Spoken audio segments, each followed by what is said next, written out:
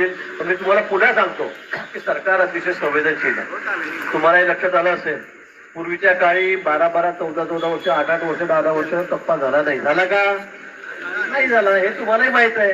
पण निश्चित हे सरकार संवेदनशील आहे. माननीय मुख्यमंत्री देवेंद्रजी, उपमुख्यमंत्री एकनाथजी आहेत, तुम्हाला याच्याबद्दलही माहिती आहे. आज अजितदादा असते तर ते हेच म्हणाले असते, आज ताई म्हणताय.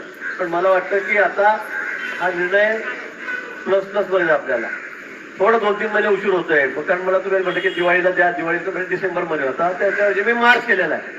बरोबर आहे.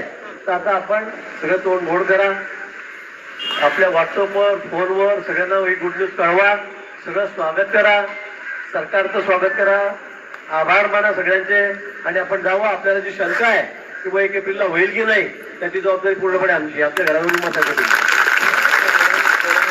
त्या आमची जबाबदारी आहे. तुम्हाला परत इथे यावं लागणार नाही, कधीच यावं लागणार नाही, एवढं सांगतो.